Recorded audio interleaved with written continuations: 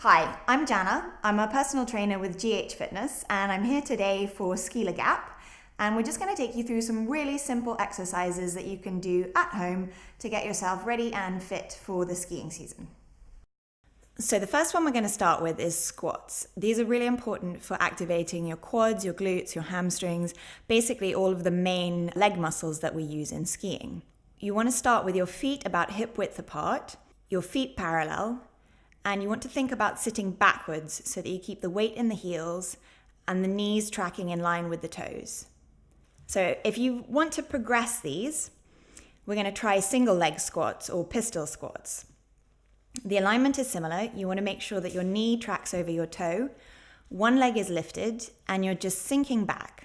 You won't be able to go as deep with these as you will with both legs, but just go as low as you can, thinking again about shifting your weight backwards as you descend. The second progression for squats is to make them a little bit more dynamic. So if you're feeling really strong in your squats, you can take them into a jump squat.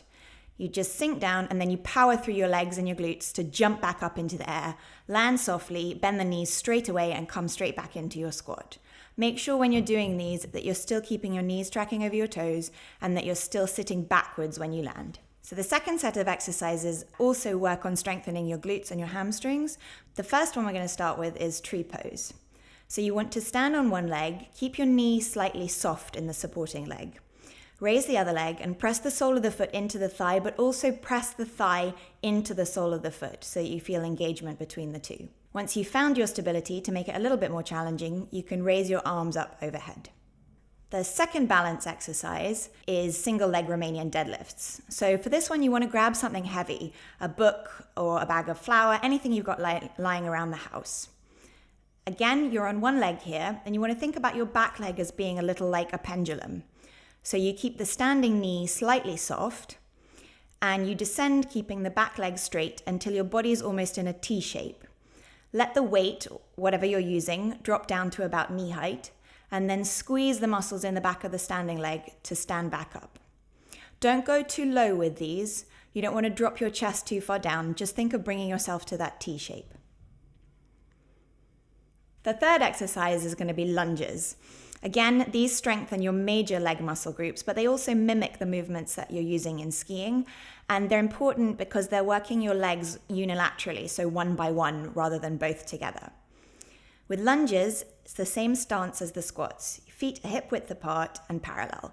I want you to imagine that your feet are almost on train tracks so that you step only on those lines as you step forwards and backwards. So step forwards, give yourself enough space that you can bend both knees deeply.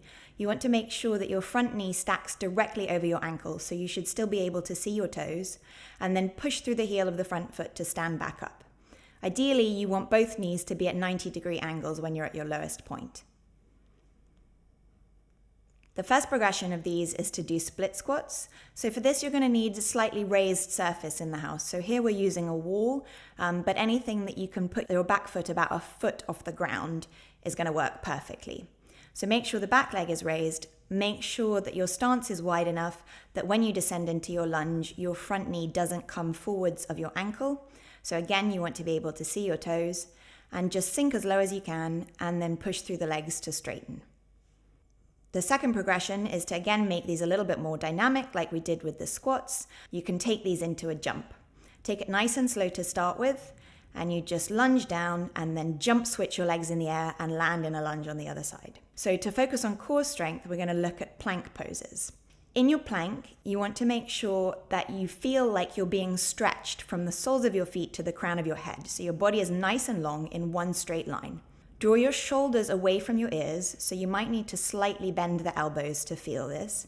Make sure your belly button is pulling into your spine, and make sure your legs and your glutes are all squeezing. If you get comfortable with this, you can start raising one leg off the ground and then the other, but make sure that the 2 points of your hips stay pointing towards the ground so that they're really nice and square. To make sure that we work into the obliques as well, so the sides of the core, we're going to do side planks. For this one, you want to have your hand not directly under your shoulders as in plank, but a little bit out in front of you. You can then raise the top leg so that you're almost in a star shape on the ground. So we'd recommend doing each of these exercises at least 15 reps each exercise, and maybe try and go for sort of 2 or 3 times a week to start with. Start with the easier versions, and when you get comfortable with them, you can progress to the harder ones. Make sure that you start any session with a little bit of a warm-up, and make sure you stretch after you've finished. Really good luck with the exercises, guys, and everybody have a great ski season.